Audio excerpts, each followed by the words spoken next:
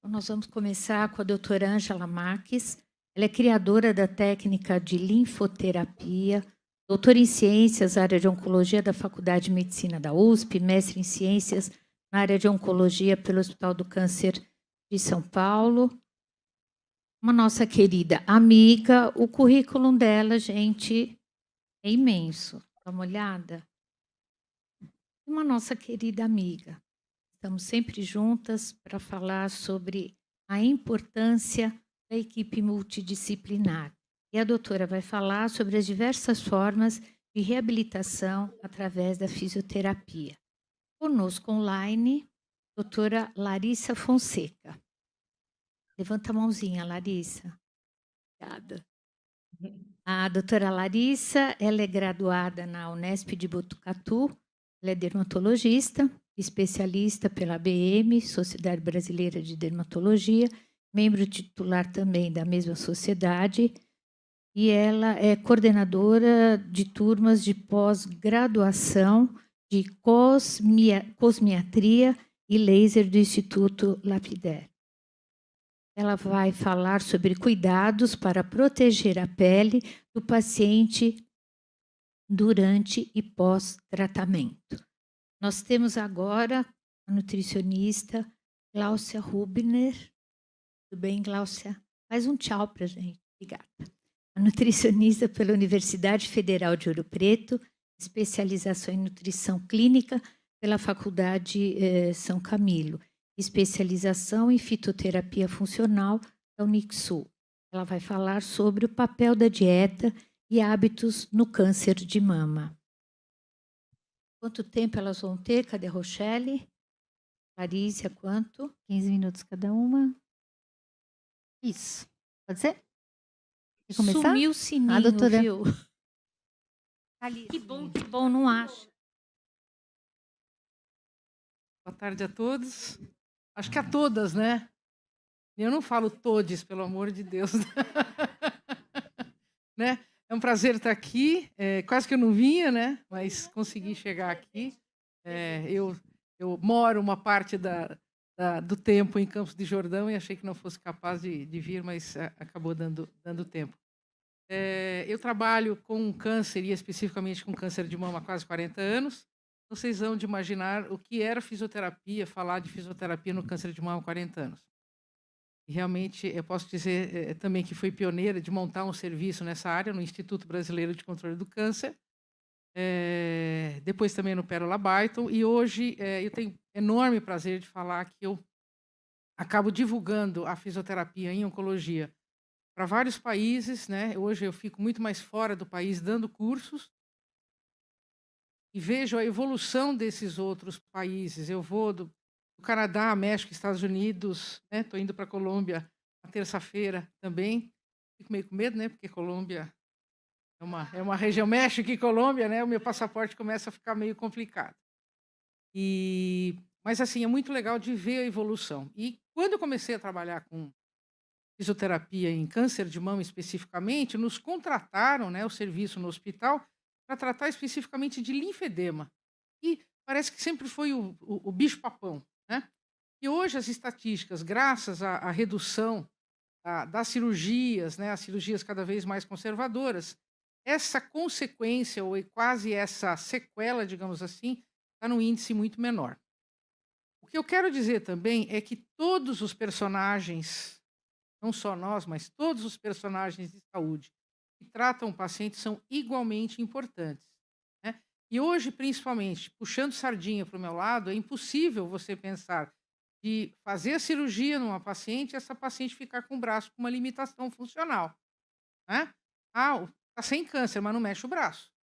Está sem câncer, mas tem dor no ombro, né? Então, assim, é extremamente importante que a abordagem da fisioterapia seja cada vez mais precoce. Como todo mundo falou, se a gente tem que pensar em prevenção, quanto mais precoce, melhor, no caso da fisioterapia também. E hoje nós falamos até de uma palavra que se chama pré-habilitação, né? A partir do momento do diagnóstico, a gente já tem que fazer avaliação nessa paciente. Se tiver alguma dificuldade respiratória, algum problema de movimento naquele braço, se aquele braço está inchado, enfim, a abordagem da fisioterapia tem que ser, então, já ao diagnóstico. E o quanto mais precoce possível, seja na quimioterapia. Ah, mas na quimioterapia, o que que faz a fisioterapia durante a quimio? Milhões de artigos, preferi falar hoje, né, do que trazer slides. Milhares, centenas e milhares de artigos mostrando que a fadiga por conta da quimioterapia tem muita melhora com uma orientação de exercícios por fisioterapeuta. Ah, mas quanto que eu tenho que fazer? Ah, eu me sinto tão cansada, né? O paciente pode falar. Sim, mas existem todos os parâmetros de exames de laboratório que a gente tem que se basear para poder dosificar esse exercício, né? Eu tenho pacientes que fazem químio e estão na academia. Eu tenho pacientes que eu só vou orientar pequenas caminhadas. Tudo isso, seguindo também o que falou a doutora Anise, cada vez mais nós personalizamos a abordagem para cada paciente. Eu tenho paciente velha, jovem, gorda, magra, sedentária, atleta. Para cada uma dessas, nós vamos ter abordagens diferentes da fisioterapia.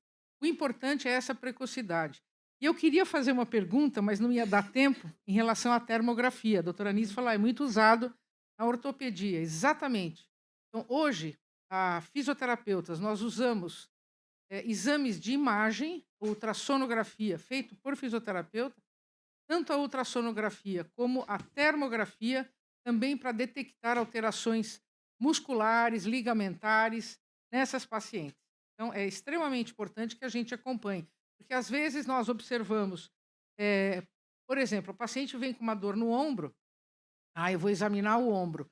Quando eu faço uma termografia, por exemplo, eu posso ver que, de repente, o problema está num músculo mais posterior, né, e que eu vou estar errando se eu tratar o ombro. Eu não vou ter o resultado, talvez, tão eficaz se eu não tiver essa informação. Então, é muito importante que a gente consiga juntar todos esses diagnósticos, não só na parte clínica, mas também na parte de exames de imagem e os exames de laboratório para poder definir. Então, podemos iniciar a fisioterapia durante a quimioterapia, né, seja neoadjuvante ou adjuvante. Existe uma síndrome, aqui nós temos uma dermatologista que vai seguramente comentar sobre o assunto, que é a síndrome pé-mão, né, as neuropatias periféricas, a falta de sensibilidade em mão e pé que alguns quimioterápicos provocam. A fisioterapia intervém também com o uso de laser, com terapias manuais. Então, o importante é não deixar aquilo evoluir. Quanto mais precoce, o paciente refere que começa a sentir uma dormência, alguma alteração, já se deve iniciar o tratamento. Quanto mais precoce, melhor os resultados. Depois da cirurgia, quando? Pós-operatório imediato, né? Isso foi grande parte do meu estudo, eu tenho vários livros escritos a respeito, livros, artigos, trabalhos aí publicados. O quanto mais precoce, quanto é o precoce? Pós-operatório imediato. Ah, mas o médico falou que não tem que mexer. Ah, eu fiz a prótese, não pode mexer. Então, assim, a gente tem muita informação, né? Hoje a gente trabalha diretamente com vários cirurgiões, né? E cada vez mais se tem evidências de que não há problema nenhum de iniciar a movimentação desse braço para que a recuperação seja completa o mais precoce possível. Aí depois, recuperou, ótimo. Vai fazer radioterapia. Quando que nós podemos intervir? Também antes da radioterapia, para que o movimento seja normal, para poder aplicar a rádio como se deve, ou seja, a gente não pode retardar o tratamento clínico, porque a paciente não mexe o braço. Isso é inaceitável. Ou seja, você pode alterar todo o curso da doença por falta de movimentação do braço. Não pode acontecer, não tem sentido de acontecer, certo? E também quando aparece a radiodermite, que é aquela vermelhidão, as bolhas, tudo, a físio também pode começar a intervir com a utilização do que nós chamamos de fotobiomodulação, com vários tipos de laser, para tratar a radiodermite, que é das complicações precoces que aparece, né? E também algumas reações que aparecem, seja pela endocrinoterapia, seja pela imuno, seja dores articulares, né? E também, aí eu vou falar do próprio linfedema. Ah, mas hoje se retira 1, 2 linfonodos do braço, não incha, incha, incha. Eu vou dar um exemplo muito, muito prático para vocês. Essa circulação linfática, ela digamos, toda a circulação arterial e venosa, né? A arterial desce, a venosa e a linfática sobe. Tem que passar pelos gânglios na volta. Ah, mas o médico, o cirurgião tirou um só, o linfonodo sentinela. Se esse linfonodo sentinela for o mesmo gânglio que começa a fazer a drenagem do braço, nós temos um problema. Né? Então a gente já, por incrível que pareça, eu tenho 3 médicas patologistas que são minhas pacientes que fizeram linfonodo sentinela e que têm linfedema. Né? É aquela história, né? Se é para dar caca, tem que dar com alguém da saúde. Não, é verdade, é verdade. Eu tenho uma experiência, eu até queria falar alemão com a doutora Anisa, eu sou filha de alemão e tive a minha formação na Alemanha e na França também. Então, na Alemanha eles são extremamente protocolares, né? Assim, eu falo, é difícil, alemão é difícil. Vocês têm alguém aqui, filha, parente de alemães, assim, alemão é muito, muito rígido, mas tudo funciona. Né? Então, esses protocolos no hospital, eles são muito rígidos. E aí foi lá uma brasileira, né? Para chegar e falar assim, não dá para a gente mexer aqui, mexer ali.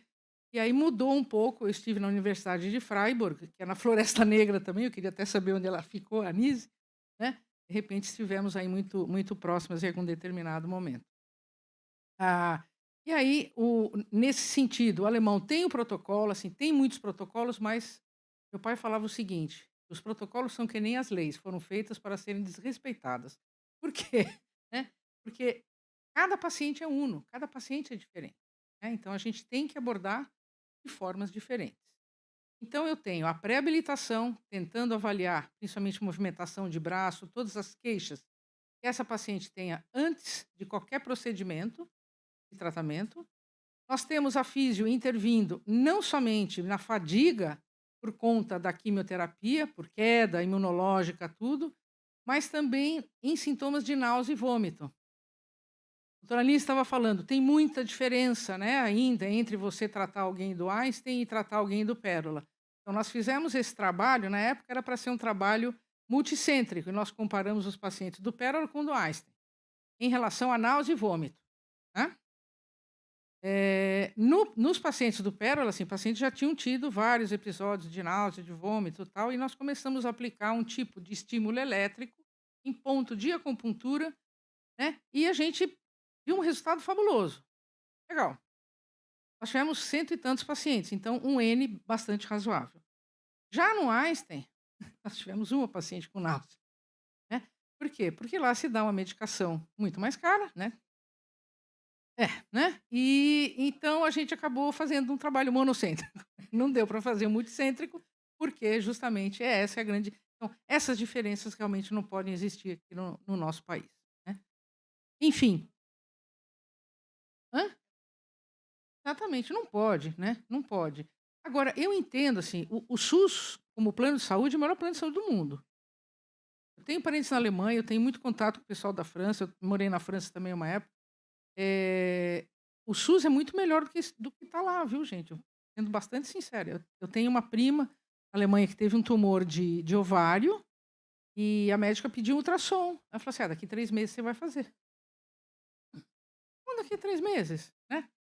Enfim, então também tem as mesmas dificuldades, né? A gente não pode falar. Então, voltando para a gente. Durante a químio, então, com sintomas de náusea e vômito, com a síndrome pé-mão, com essas neuropatias periféricas, né? Com a fadiga e no pós-operatório imediato, com o grande objetivo de tornar esta função, voltar esta função o mais rápido possível. Durante a rádio e depois da rádio, porque os efeitos da rádio eles são muito prolongados, para evitar também, na medida do possível, o aparecimento de linfedema. Porque a radioterapia é um dos grandes fatores para o aparecimento do linfedema. Mas se aparecer, a gente tem várias técnicas que não incluem, por exemplo, o uso de uma abraçadeira como prevenção, e sim recuperar movimento, ter força muscular normal, para que isso funcione como um estímulo para a circulação linfática. Então, o uso de braçadeira elástica, né, ou de luva, como vocês falam, que luva a gente fala que usa na mão, é só para ser feito se o paciente tiver linfedema, depois que fez todo o tratamento, que é com enfaixamento, tudo para reduzir o volume, para aí colocar a abraçadeira. Quanto tempo? a gente não sabe, realmente. Então, basicamente é isso, e até chegar nos cuidados paliativos, né.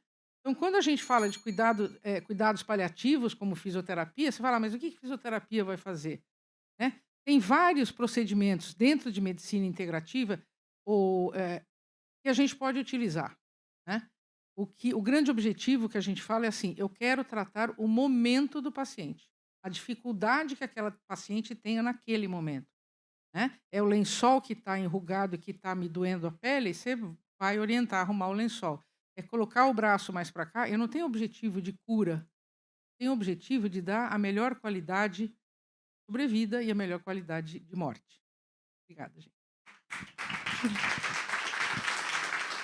Obrigada, doutora. Agora eu vou passar aqui para Gláucia, sequência. Fala de nutrição. A nutrição pode desempenhar um papel fundamental na prevenção e tratamento de complicações nutricionais comuns em pacientes no câncer de mama, como perda de peso, desnutrição, desidratação e distúrbios gastrointestinais. A nutricionista As nutricionistas podem fornecer orientações individualizadas sobre a dieta e nutrição, bem como suplementos nutricionais para ajudar a manter a saúde e a energia durante o tratamento. Então, eu passo agora para a doutora Gláucia para contar um pouquinho para a gente sobre a importância da nutricionista e da sua alimentação durante o tratamento.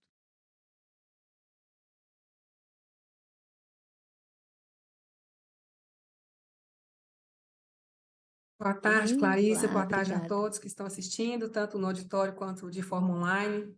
Eu agradeço o convite para participar do evento. Fico sempre muito feliz de poder contribuir um pouco, né, com a questão da nutrição, que envolve o nosso dia todos os dias, na verdade, né?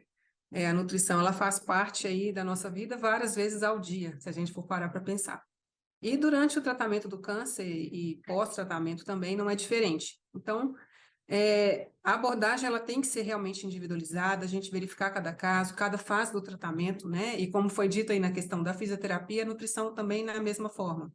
Individualizar sempre, verificar cada caso, porque cada um é único, né? E a nutrição, hoje eu até trouxe um enfoque um pouco diferente quando a gente fala da questão também dos hábitos de vida, porque ela deve envolver a nossa saúde física, mental, emocional e, por que não, espiritual. Isso tudo vai trazer para a gente alguma certa nutrição que vai impactar a nossa vida de alguma forma, né? Então, até por questão do tempo hoje, que é um pouco mais curto, eu trouxe aqui 10 itens que eu separei, né, para a gente falar um pouco a respeito, para poder fazer um resumo aí de tantas coisas que a gente deve ter cuidado antes, durante e depois, né, na vida sempre. Então, a primeira delas é a saúde intestinal. A gente tem aqui a questão do eixo intestino-cérebro, onde a gente percebe que todas as emoções, tudo que acontece com a gente vai ter uma ligação e um impacto na saúde do intestino e vice-versa. Então, a saúde intestinal hoje ela é algo muito importante, onde a gente geralmente começa pelo intestino para tratar qualquer patologia. E a questão do eixo intestino-cérebro é qualquer coisa, seja uma tristeza, uma alegria, uma raiva, né? Qualquer sentimento ele vai mostrar, o intestino vai reagir de alguma forma. E isso vai impactar principalmente na mudança do nosso microbioma intestinal, que são aquelas bactérias que moram lá no intestino e que precisa a gente ter um certo equilíbrio entre várias delas, né? Pensar também que o intestino é o órgão onde uma das principais funções que ele exerce é a questão da absorção dos nutrientes. Então, uma vez que eu tenho um intestino desequilibrado, eu vou ter toda a minha absorção de nutrientes comprometida. Isso aí vai afetar o meu metabolismo como um todo. Se eu não tenho um corpo bem nutrido, eu não vou conseguir ter o funcionamento adequado e, assim, a prevenção de doenças também.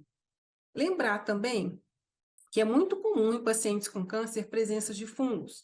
Alguns casos a gente percebe isso de forma mais clara, quando o paciente relata, eu tenho uma micose, eu tenho caspa, eu tenho candidias de repetição. Então, se a gente parar para observar, muitas mulheres, inclusive, que desenvolvem o câncer, elas têm um histórico de fungo. E fungo, ele é super resistente, eu diria. Ele tem formas muito inteligentes aí, e macabras até, eu diria, de tentar sobreviver dentro do organismo. E hoje a gente já sabe que uma terapia para tratamento de fungo, ela pode ser demorada, ela gera efeitos colaterais, e a gente já sabe também que somente antifúngico, muitas das vezes, já não resiste, não responde mais, a pessoa já não responde, porque ela pode criar resistência, inclusive, desses medicamentos. Então, é preciso de um tratamento mais amplo, mais abrangente, envolve também a questão da alimentação. Os medicamentos, o nutricionista não pode passar, mas a gente tem muitas ferramentas para tratar isso, juntamente com o médico, e ter uma melhora. Outra coisa que eu diria, as pessoas acreditam que o intestino é simplesmente ir ao banheiro todos os dias, eu tenho um intestino saudável. Não é bem assim. A saúde intestinal, ela passa por várias outras vertentes, principalmente a estrutura do intestino. Se eu tenho um processo inflamatório, se eu tenho um intestino mais permeável, isso tudo vai impactar a minha saúde de alguma forma.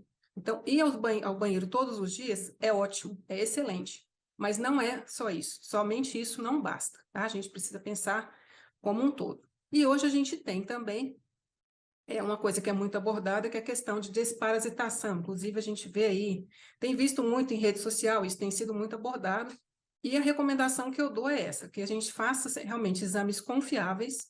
Existem laboratórios onde são mais indicados de se fazer esses exames, e muitas das vezes, cuidado com esses protocolos que têm sido colocados aí como se fosse uma coisa muito, fez, resolveu, porque também pode gerar efeito colateral, pode não resolver, e isso precisa, de fato, de um acompanhamento. E a gente percebe também a presença de certos parasitas levando ao surgimento do câncer. Então, é bastante cauteloso a gente precisa ter, né? É bastante cauteloso esse assunto. Outro tema aqui que eu diria é a questão da suplementação. Existem certos suplementos que, durante o tratamento do câncer, eles são contraindicados. E até aquele paciente que já tem um histórico de câncer, a gente tem que ter muita cautela para prescrever. Hoje, a gente vive uma situação onde, eu vou citar um exemplo aqui, que é a cúrcuma. A cúrcuma, os estudos já mostram que ela pode ser muito interessante para potencializar o efeito de uma quimioterapia, mas ela também pode interferir negativamente nessa mesma quimioterapia. Então, é um produto fantástico, mas se for mal usado, usado na forma errada, usado na dose errada, usado de forma inadequada, ele vai comprometer muito o seu tratamento. Então, muito cuidado, a gente vive uma realidade também, onde o pessoal indica aí, faz um shot disso, um shot daquilo, coloca na comida, coloca em tudo, tem gente quase virando cúrcuma, né? Então, tá uma coisa tão assim, como se fosse a cúrcuma resolver todos os seus problemas. E eu já digo para vocês, não tem nenhum suplemento ou nenhum alimento isolado que vai resolver todos os seus problemas. É sempre um conjunto. Então, cuidado, tem certas vitaminas também que a gente tem que ter muito cuidado no tratamento do câncer. Vitamina B12 mesmo é uma. A gente não pode ter excesso, ela favorece multiplicação celular se ela estiver em dosagens muito aumentadas. Então, cuidado com certos suplementos, porque vitamina não quer dizer que quanto mais, melhor. Tá? Excesso também pode causar problema, e problemas muito sérios, por sinal. Terceiro item em relação aos cosméticos, ainda tem a doutora Larissa, que acredito que vai falar mais para a gente, né? Mas eu sempre oriento as clientes, não em relação aqui cosméticos, mas eu falo assim, procure por produtos mais limpos. Cuidado com excesso de conservantes, cuidado com excesso de corantes artificiais, cuidado com parabenos, enfim, os desodorantes de preferência sem alumínio, porque a gente já conseguindo usar produtos mais limpos, a gente já traz menos tranqueira para dentro do corpo, isso facilita os nossos processos naturais de detox, e a gente consegue, de fato, ter um benefício com aquele produto sem que a gente tenha um prejuízo também associado a isso. Então, outro cuidado também, esses sprays, né, que deixam os ambientes mais cheirosos, cuidado com a procedência dessas coisas. E os próprios perfumes, eu oriento, assim, você não precisa andar, né, se você gosta do perfume, coloca na roupa, ao invés de colocar em você, porque muitas das vezes eles têm produtos ali para fixação do cheiro, que são metais pesados, isso aí vai trazer para você também algum tipo de prejuízo. Então, batons que contêm chumbo, hoje em dia a gente já tem batons também com menos problemas relacionados a isso, então procure, principalmente esses produtos que você tem de uso diário, procure usar coisas que são menos nocivas para o seu organismo. Tá? Aquilo que você usa vez ou outra, às vezes não vai impactar tanto, mas cuidado com os seus produtos de uso diário. Quarto item aqui que eu selecionei são os utensílios e as panelas. Então, evitar ao máximo essas panelas de alumínio, também são os metais pesados. Na medida do possível, trocar os vasilhames de plástico pelos vasilhames de vidro. Isso aí você já pode começar usando as embalagens que você tem aí, um pote de geleia que sobrou, enfim, fazer esse reaproveitamento, que além de ser uma questão sustentável, né, já fica fácil aí para você ir organizando. Cuidado também com panelas de teflon, cujo teflon foi rompido, porque quando eu tenho um teflon rompido, eu vou começar a ter a ingestão de todas aquelas substâncias ali que compõem o teflon, e isso para a nossa saúde é tóxico. Então, nada contra a panela, desde que ela esteja íntegra, tá? E outra coisa também, em relação às vasilhas de plástico, é que elas têm aquele aviso assim, pode ir no micro-ondas, né? O fato de estar escrito que pode ir no micro-ondas não quer dizer, né? Na verdade, quer dizer que ela não vai derreter, né? Você pode colocar a panela, a vasilha não derrete nem nada. Só que não quer dizer que não vai passar um monte de tranqueira ali de componente tóxico do plástico para o alimento que está ali naquela mesma vasilha. Então, mamadeiras de plástico que as mães às vezes aquecem para as crianças, vasilhames de plástico também que você aquece comida ou mesmo armazena, tudo isso vai passar o que a gente chama de disruptor endócrino. Esse disruptor endócrino, ele vai levar a toda uma alteração da sua função hormonal, e isso pode favorecer, inclusive, o câncer, principalmente esses cânceres relacionados a questões hormonais. Então, um muito comum é o bisfenol A, onde eles colocam a sigla BPA, né, BPA free, BPA free, e a gente tem também o bisfenol S, onde eles não falam muito, mas está tão presente quanto o bisfenol A.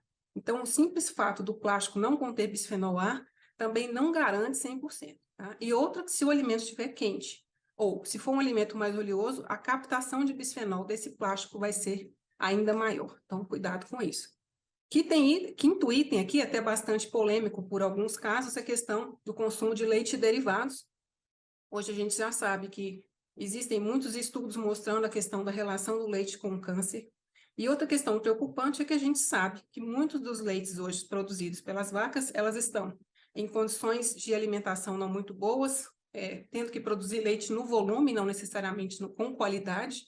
Muitas vacas confinadas já mostram que a gente tem mais relação do leite dessas vacas com o câncer de mama.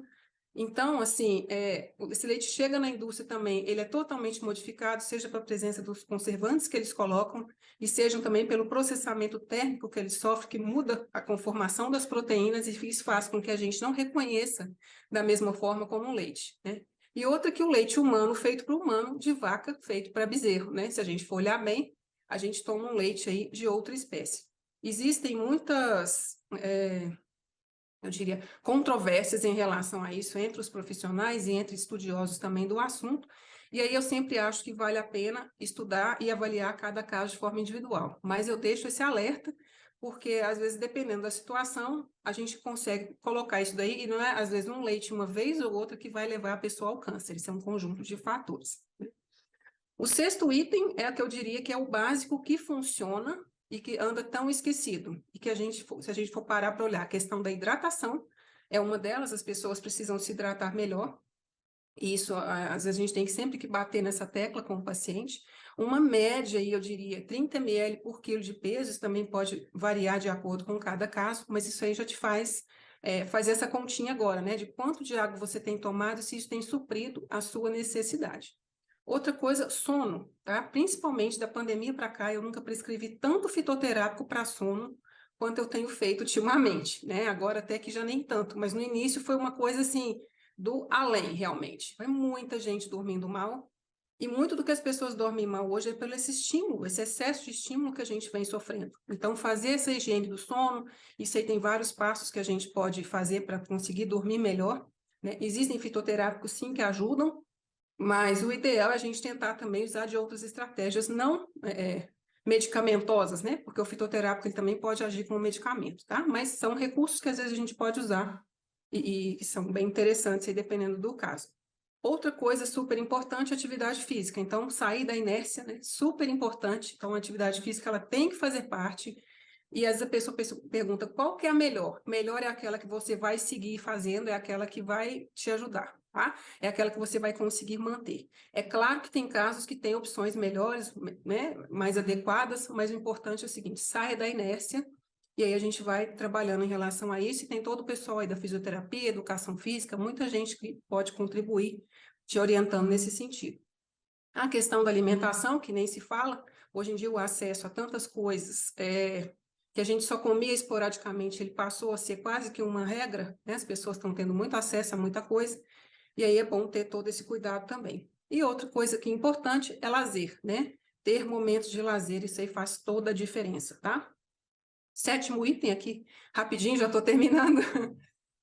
saber reconhecer um bom produto industrializado, tá? A gente tem produtos industrializados que sim podem contribuir, podem nos ajudar, e que eu sempre digo, a dica rápida aqui, começou a ler a lista de ingredientes, enquanto você entende, ou se você entende tudo, esse produto é tranquilo, dá uma olhada lá se tudo é saudável, de boa. Se percebeu que começou a ter um monte de nome que você não sabe o que é, pode largar lá que não dá muito certo, tá? Dica mais simples. 8º item, os alimentos orgânicos. Os orgânicos, além de não terem tanto a questão do agrotóxico, a gente evitar uma série de problemas na nossa saúde em relação a isso, eles também, nutricionalmente falando, são alimentos com um teor nutricional muito melhor. Então, com isso, a gente também ajuda o pequeno produtor, são formas aí de conseguir alimentos de boa qualidade, e se conseguir já nas feiras ou com os produtores ter um contato mais direto, a gente tem preços mais acessíveis e aí fica mais fácil de manter esse consumo. Nem sempre a gente encontra tudo 100% orgânico, mas o máximo que a gente conseguir fazer, melhor, tá? Outra coisa, quando o paciente passa por um tratamento aqui, que é meu 9º item, né, que eu coloquei aqui como vida normal. O paciente fez o tratamento, fez a quimio, fez a rádio, terminou tudo, aí o médico falou, ó, vida normal daqui para frente, né? Você vai fazer os exames, vai controlar, tá tudo certo. Mas o paciente, às vezes, confunde um pouco essa vida normal e pensa assim, bom, agora eu posso voltar a fumar para caramba, beber todas, né? Noitada direto, dormir mal, né? Ter aquela vida super agitada. Aí eu largo a atividade física para lá, né? Porque eu estou cansada dessa fisioterapia ou de qualquer atividade que eu não goste. E com isso a pessoa começa a entrar e ter hábitos aí que ela não deveria, tá? É claro que são situações onde a gente ir para a festa, dormir mal vez ou outra, consumir um álcool lá, não é a nossa regra, é a nossa exceção. Isso a gente pode fazer. A questão é isso ficar muito frequente e a pessoa perder realmente as estribeiras, né? Um consumo de álcool muito frequente, a gente já sabe que pode trazer não só o câncer de mama, mas também outros tipos de câncer. Então, cuidado com isso. O vida normal, o câncer veio para te mostrar o seguinte, eu preciso rever algumas coisas.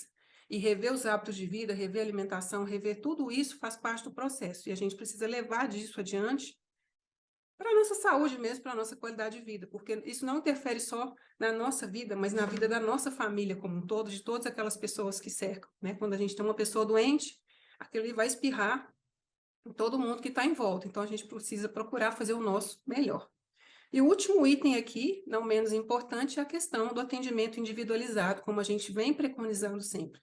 Olhar cada caso, atender de forma individual, e me assusta muito certas coisas que eu tenho visto, como, por exemplo, as pessoas estão se consultando por grupos de WhatsApp, se consultando por grupos fechados dentro de rede social, expondo as próprias receitas que às vezes foram feitas para elas ali, avaliando cada caso, né? E às vezes tem gente que chega a questionar assim, olha, me prescreveram isso, vocês acham que é bom? Quer dizer, quem está ali que vai avaliar que é bom, gente? Não é assim que a coisa funciona, né? Então, assim, tem aquele profissional que te acompanha, estabeleça com ele uma relação de confiança. Se você acha que tem que pegar uma outra opinião, pegue. Mas, assim, consultar em rede social não é o melhor caminho. Às vezes você acha que está encurtando o caminho, mas você pode estar deixando ele cada vez mais longo e cada vez mais tortuoso e difícil, tá? Então, já peguei pacientes que chegaram, assim, seguindo modinha, comprou um monte de suplemento, fez um monte de coisa, gastou um monte de dinheiro, não resolveu, e aí senta na sua frente e fala, e agora, o que eu faço com isso? Eu falo, joga fora, né? Vamos começar de novo. Então, é bem por aí, tá? Tenha com você um profissional, estabeleça com ele uma relação que a gente vai em frente e a partir daí é só melhora, tá bom? Acho que eu estendi um pouquinho o tempo, mas assim, acredito que eu tenha conseguido falar para Obrigada. vocês um pouco de tudo, né?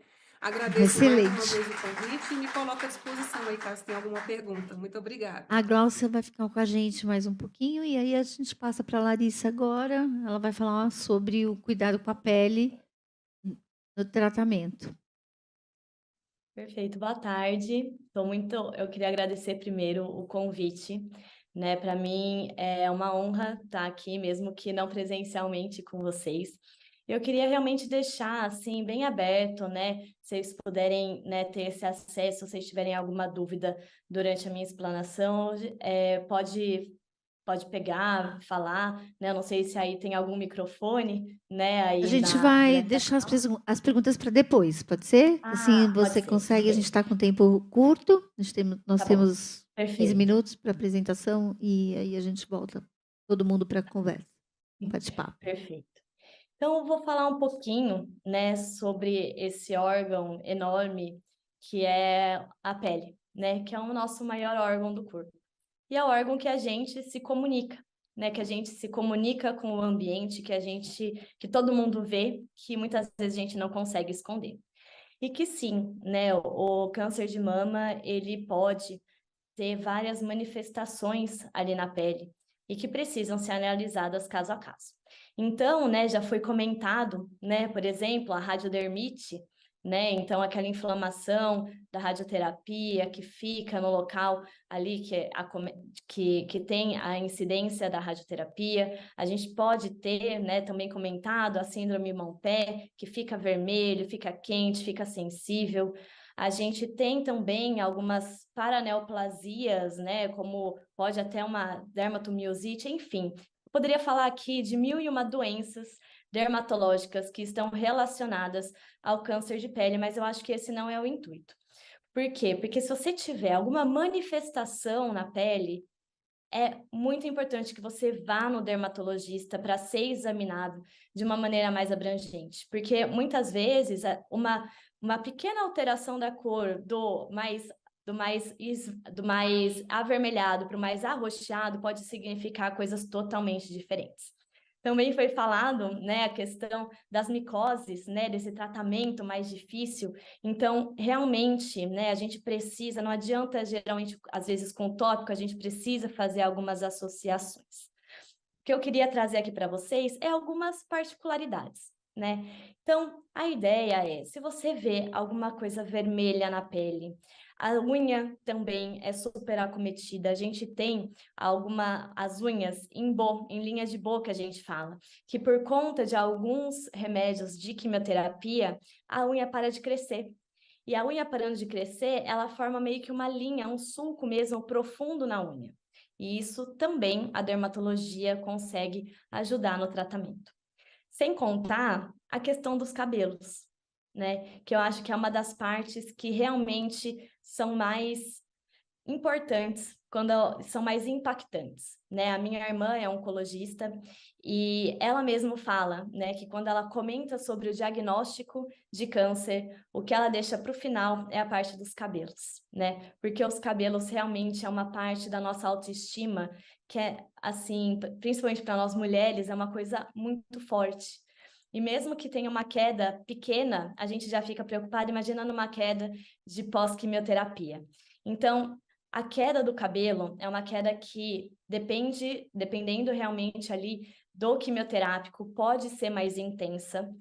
E essa queda, na verdade, que a gente chama de eflúvio alágeno, é uma queda bastante intensa porque ela realmente pode acabar cometendo aí 90% do couro cabeludo, às vezes até 100% do couro cabeludo. Mas é uma alopécia que a gente tem aí alguma reversão. Claro, depende muito do quimioterápico. Mas a maioria dos quimioterápicos você consegue depois essa recuperação do cabelo. Tá? Então, é uma patologia que o dermatologista trata, né? Até uma área da dermatologia que é mais específica de cabelo, que é a tricologista, que a tricologia a gente trata bastante disso. E é fundamental a gente correlacionar tudo isso também com a parte, por exemplo, nutricional, né? Que foi tão bem falado. Porque o eixo intestino-pele, né? A gente também fala muito sobre o eixo intestino-pele. A pele e o intestino, quando a gente era um feto, eles vieram do mesmo anexo, vieram da mesma origem. Então, eles têm muita relação entre si. Então, a gente sabe, né, que a pele, ela se renova constantemente, ela se renova ali a cada 30, 45 dias. Então, a quantidade de nutrientes que a gente precisa para essa pele é muito importante. Se a gente tem algum déficit nutricional, ou se o nosso corpo tá tendo muita exigência, né, dos órgãos internos, não vai sobrar nutriente para essa pele e realmente a gente passa por algumas transformações. Então a gente vê muito, né, e isso de maneira geral, né, em todos os pacientes oncológicos, a gente vê muito ressecamento da pele, muito ressecamento. A gente vê por conta do ressecamento muita coceira. Vemos também a parte dos fungos, né, que acabam aí se proliferando um pouquinho mais. A gente vê a perda do colágeno, né, e a parte da flacidez da pele, que realmente a gente tem isso muito bem estabelecido, a gente consegue ver essa flacidez aí começando, e também a parte da perda dos coxins. Isso a gente consegue ver, todo mundo quer perder a barriga, né? Todo mundo quer perder medidas, mas ninguém quer perder a gordura do rosto, que fica encavado, né? A gente perde essa sustentação da gordura, tanto pela flacidez quanto pela perda de gordura da face, e realmente esse rosto começa a ficar mais envelhecido, com aspecto mais envelhecido, de derretimento. Tudo isso é esperado, né? Tem algumas coisas que a gente pode já começar a tratar durante o tratamento do câncer de mama, com certeza, né? Principalmente a questão de uma adequação do skincare, né? Então, o que eu quero dizer com isso? É uma pele que ela vai ficar mais ressecada. E a gente precisa realmente aumentar a hidratação.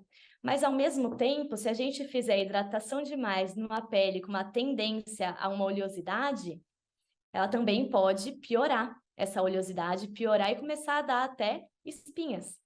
Então, é muito importante essa avaliação inicial para entender o grau de hidratação que sua pele vai precisar.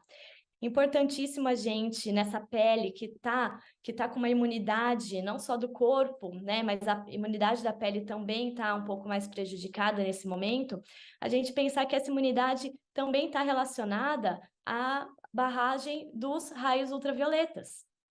Então, é importante também a gente entender que é importante fazer o uso do protetor solar adequadamente, fazer uma boa hidratação oral e tópica, fazer com que uma limpeza da pele, né, de manhã e de tarde, seja uma limpeza adequada, que não resseque a sua pele, porque todo sabonete é um sabão, né? Então a gente tem que entender qual que seria o melhor sabonete para a pele do rosto, porque a pele do rosto é muito diferente da pele do corpo e deve ser muito diferente dos sabões utilizados de maneira geral. Então a gente precisa entender qual que é a pele de cada pessoa. E aqui eu acho que querendo ou não, é a parte que todo mundo falou, né? Da individualização. Eu não tenho como chegar aqui para vocês e falar, olha, usa esse hidratante da marca tal, usa esse sabonete da marca tal, porque vai depender da pele realmente de cada um, do que a sua pele está precisando. Mas, de maneira geral, o que eu aconselho, né? A lavagem, né, com um sabonete que não seja de pele oleosa, que não resseque muito a sua pele, mesmo que seja uma pele mais oleosa nesse momento, às vezes aqueles que sejam de alta tolerância, né? Uma hidratação adequada da pele, 2 vezes aí por dia. Passar bastante protetor solar. E a questão do banho, eu acho que ela é super importante também, da gente sempre estar abordando, a gente sempre salientar. Então, a parte do banhos, eu sei que agora está nesse frio, né? Hoje aqui, São Paulo, 10, 12 graus, super frio, ninguém vai tomar banho frio, nem espero isso de ninguém, né? Mas o banho quente, ele tem sim, né? Ele deixa a pele mais ressecada. Então, o que eu oriento nesses casos, né? Um banho rápido, porque a exposição aí fica menor. Então, tudo bem, tome o seu banho quente, mas tome o seu banho quente de uma maneira rápida, e que você não utilize tanto sabão. Cuidado com o sabonete que você vai utilizar. Sabonetes mais hidratantes. E se for um dia que você não teve tanto suor e tudo mais, você pode sim aplicar esse sabonete somente nas áreas mais críticas, digamos assim, né? Axila, virilha, mão, pé. Não precisa realmente passar e ficar esfregando durante o corpo inteiro com esse sabonete todos os dias. Se você está nesse período mais frio e que não teve tanto suor, tanta sudorese e não teve tanto contato com sujidades. E eu acho que isso, além disso, claro, né? Eu acho que tem a pele que é ressecada, ela tem muita coceira.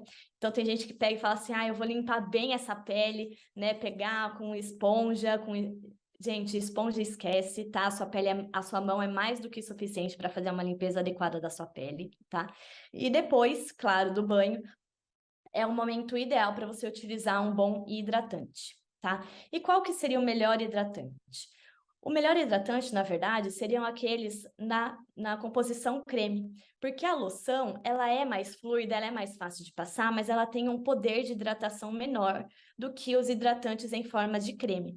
O creme, ele é mais pegajoso, ele é mais oleoso, né? Mas, ao mesmo tempo, ele faz uma hidratação ainda maior.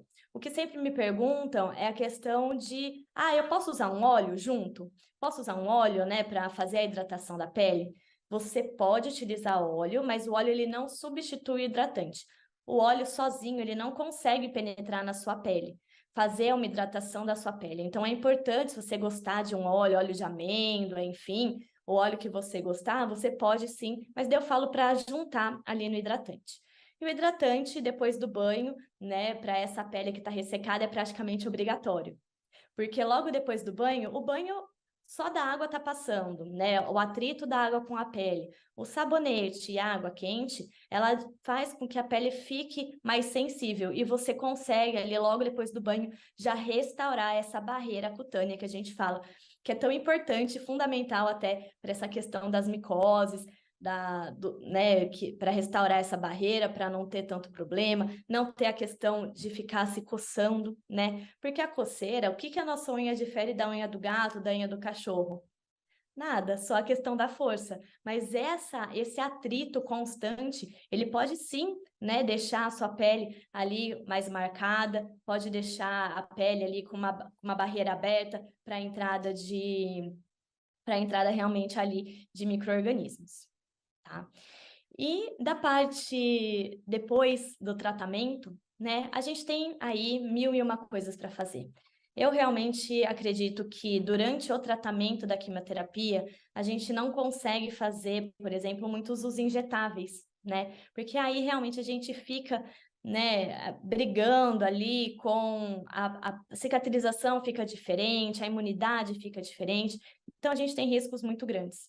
Então, as partes de, por exemplo, botox, preenchimento, bioestimulador de colágeno, né, as tecnologias, a gente pode fazer tudo isso quando acabar o tratamento, tá? Sem problema nenhum, a gente consegue restaurar aí essa perda de volume que foi comentada, a gente consegue melhorar essa flacidez de pele que acabou sendo perdida, a gente consegue, né, fazer aí vários tratamentos para melhorar essa pele, esse aspecto que muitas vezes fica do próprio câncer, né, esse aspecto que meio consumido de envelhecimento mesmo, que o câncer e o tratamento do câncer podem causar, a gente pode sim depois pegar e fazer vários procedimentos, tá?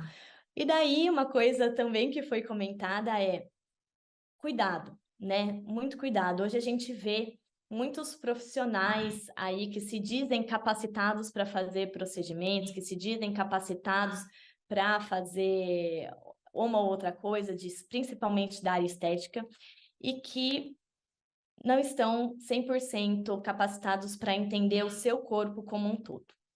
Então, principalmente para pessoas que têm esse antecedente, né, de câncer, é muito importante entender qual é o momento, qual é a fase, o que pode, o que não pode fazer, qual está sendo a terapia realmente a terapia que está sendo utilizada para se manter, né, o tratamento do câncer de mama, né, nesse caso. Então, se a gente pode, se está tendo algum bloqueio hormonal, se não está, como que a gente vai agir, o que a gente pode fazer, né? Mas existe realmente uma infinitude, né, de coisas que a gente pode fazer, a gente pode melhorar muito a pele durante o tratamento, melhorando esse aspecto, já fazendo aí uma hidratação adequada. Se aparecer qualquer lesão de pele, é muito importante que vá num dermatologista, num médico dermatologista, para realmente fazer o diagnóstico correto do que exatamente está acontecendo, para fazer aí a propedêutica. E, claro, depois a gente é mulher, a gente se cuida, a gente gosta de estar bem, a gente gosta de se sentir bem, de se sentir bonita e de estar bonita. Então, realmente, aí a gente pode fazer muita coisa da parte de cosmiatria e laser assim que terminar, e dependendo do que for, até durante, mas isso muito bem conversado com seu médico oncologista. Acho que Doutora meu tempo Larissa, acabou, mas nós agora estamos eu com o tempo fico. aqui. Agora Obrigada. meu tempo acabou, mas eu fico à disposição para responder qualquer coisa que vocês tenham. Obrigada. Eu queria rapidamente ver se alguém quer fazer alguma pergunta para uma delas. A gente tem uns 3 minutinhos para poder encerrar essa mesa. Alguém gostaria de fazer alguma pergunta? Pode falar. Eu passo por aqui porque a gente está sem microfone. Então você me fala, Cléo. A Cléo da Tribos do Bem. Doutora Ângela.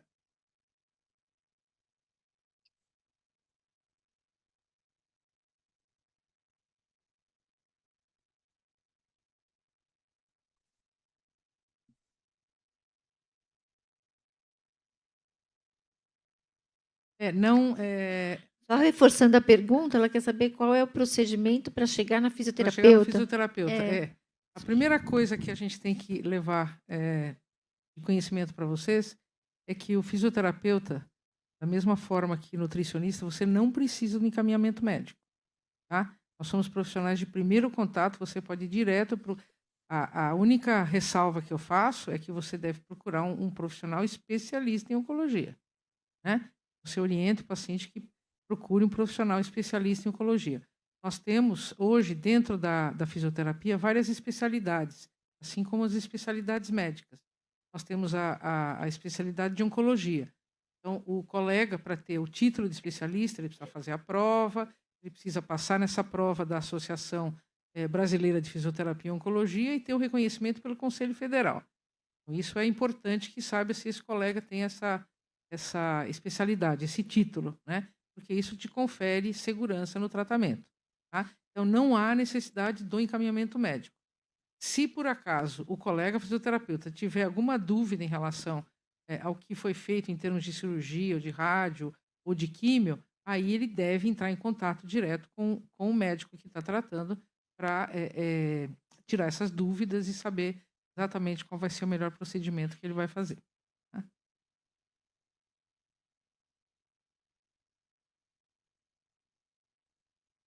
Esse é um grande problema que eu vejo, na realidade, como eu falei, como eu viajo muito, eu vejo isso em vários países. Nós aqui estamos muito adiantados em relação a isso. Então, ainda existe, eu vejo, por exemplo, muita diferença entre hospitais do sul do Brasil e do Nordeste, tá? E mesmo daqui de São Paulo, e mesmo daqui. Então, tem os hospitais, e às vezes não é nem hospitais, tem serviços, equipes dentro de um mesmo hospital que têm abordagens completamente diferentes. Hoje tem fisioterapeuta que entra na sala cirúrgica, de algumas cirurgias, principalmente de reconstrução, plásticas. Então, o físio já entra junto com os médicos, com os cirurgiões. Eu acho que está avançando. No Pérola, por exemplo, a gente que fazia o encaminhamento para a gente mesmo. Certo? Porque o que acontecia, e eu ouço isso direto ainda na minha clínica. O que eu ouço? Doutora, mas por que o médico não me encaminhou? Ele esperou ficar 3 meses com o braço sem mexer e agora... Eu me lembro de uma paciente que ela falou assim, eu sou professora, eu tenho que escrever na lousa, eu sou arrimo de família e eu ela chorava, porque eu não mexo meu braço, eu nunca mais vou mexer. Ela demorou quase 1 ano para recuperar, enquanto que a gente recupera uma média de 40 dias, com movimentação normal. Então, assim, é um absurdo. O que depende ainda é que, infelizmente, nós não temos profissionais suficientes ainda especializados para poder iniciar esse serviço. Mas cada serviço tem protocolo diferente.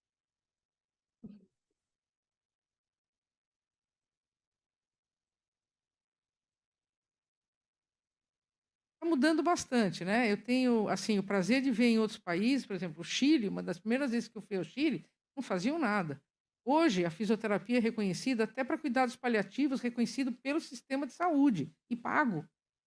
Aqui nós fizemos isso aqui para conseguir que o SUS pagasse tratamento de linfedema, mas ele só paga depois de câncer de mama. Quer dizer, todos os outros cânceres que têm linfedema de perna, de braço, de pênis, do que for, não paga. Se não paga, não tem um código. Entendeu? Então, essa é uma dificuldade. Tem muita luta ainda pela frente, mas já melhorou muito.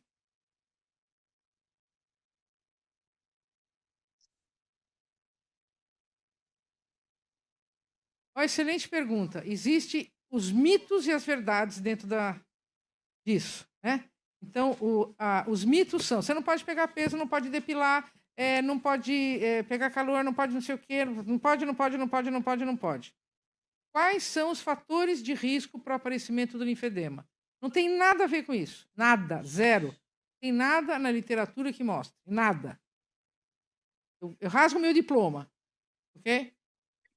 Fator de risco: obesidade. Aí a colega nutricionista aqui, né, vai me confirmar isso. Obesidade é um fator de risco para linfedema. Radioterapia, principalmente se fez em axila ou em fossa supraclavicular, são pontos de drenagem da circulação linfática. Radioterapia, obesidade, maior número de linfonodos retirados, maior número de gânglios retirados. Se o paciente já tem seroma, que é aquele acúmulo de líquidos depois da cirurgia, né? Então, esses são os grandes. E outra coisa mais importante ainda, que infelizmente a gente vê ainda aqui no nosso país. Eu vou operar a mama esquerda, né?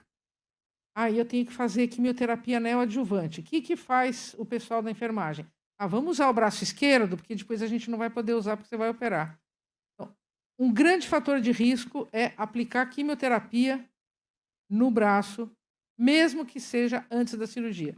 Isso faz com que algumas veias sofram esclerose, elas fecham, digamos assim, tem uma flebite, tá? Elas deixam de funcionar e isso sobrecarrega o sistema linfático. Dependendo do número de linfonodos que foi retirado, o paciente vai ter um linfedema por conta disso.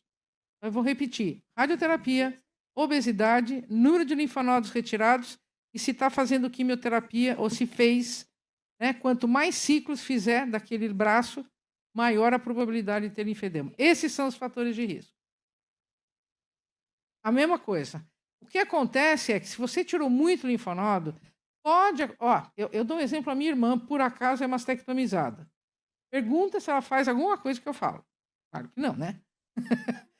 Então, ela assim, ela queria jogar tênis, ela ia jogar tênis, ela nunca tinha pego numa raquete. Aí eu falei: compra uma raquete boa, né? Não, ela comprou do pegador de bolinha, porque era mais barato, né? E encheu a mão de bolha, ela faz a cutícula, ela tira os pelos de baixo do... Imagina, tudo. Teve alguma coisa? Não, tirou 20 linfonodos, operou há 20 e tantos anos, né? Então, assim, isso não se comprovou. Em algumas pacientes, pode acontecer de dar a zebra e ter uma infecção. E essa infecção pode sobrecarregar um pouco o sistema linfático e, eventualmente, mas é tudo se, tá? Não é fator de risco, tá? Também não. Pessoal, a gente está com o tempo mito, isso é mito. curto aqui. Mito. Nós temos um horário para cumprir dentro do espaço, que acabaram de me informar que a gente vai ter que sair daqui às 17 horas. Então, nós estamos com tempo curto. Rapidamente, eu queria agradecer. Eu sei que as meninas estão à distância, que a doutora Gláucia é de BH, a doutora Larissa é de São Paulo, mas não conseguiu estar conosco presente. Queria agradecer muito a doutora Ângela, que hoje conseguiu estar com a gente. Foi um presente estar presente para nós aqui. Rapidamente, uma mensagem, uma palavra para a gente encerrar essa mesa e dar continuidade ao evento. Doutora Gláucia. Bom, agradeço mais uma vez pela oportunidade. Eu vou encerrar com aquela frase que eu já fiz até num evento anterior, né? Para pensar o seguinte: o que te faz feliz, né? É uma resposta aí que pode vir, uma coisa que possa te fazer pensar diante de um diagnóstico, né? O que pode estar tão diferente na sua vida que te levou a esse diagnóstico? E o que você precisa aprender com tudo isso, com toda essa jornada, seja durante o tratamento e também que você vai levar para o após o tratamento, para que tenha uma vida com mais saúde. Então, não é só a alimentação, não é só aquilo que a gente põe no prato, né? Como eu disse, é tudo aquilo que envolve a nossa vida. E eu acho que essa foi a minha mensagem de hoje, né? E eu até aproveito para falar com o pessoal lá no meu Instagram, né? No link da bio tem vários e-books disponíveis com receitas saudáveis, tudo gratuito, tá? E que pode ajudar aí em fases do tratamento, dietas pastosas, às vezes naquele momento onde está difícil de comer alguma coisa devido à quimioterapia, enfim. Obrigada. Muitas receitinhas boas, saudáveis que podem ajudar. Então, ótimo quem quiser, mesmo. só dá uma passada lá. Tá bom? Muito Obrigada, obrigada. doutora Gláucia. Larissa, rapidamente, por favor, uma palavra, uma frase para a gente encerrar. Bom, eu queria primeiro agradecer. Eu sei que foi curto, rapidinho, então se vocês tiverem mais dúvidas, vocês podem entrar em contato a hora que precisar, tá bom? Tanto comigo pelo Instagram, quanto comigo pela clínica da doutora Carolina Ferola, tá? E a minha mensagem para vocês é: a dermatologia cuida do maior órgão do corpo, o órgão que comunica e que todo mundo consegue ver. Cuida da pele, do cabelo e das unhas, que são muito afetadas durante o câncer, e tenha um profissional que conheça sobre dermatologia, que entenda da sua saúde como um todo, um profissional médico capacitado para te tratar da melhor maneira possível e passar por todas essas etapas. Obrigada. Obrigada, doutora Larissa. Doutora Ângela, Bom, então eu termino vamos lá. pedindo para todo mundo ficar de pé. Bora lá. A vida é movimento. Então, fiquem sempre em movimento, porque isso também ajuda a combater o câncer. De pé e fazendo lá um tchau para todo mundo. Obrigada. Beijo para vocês. Obrigada.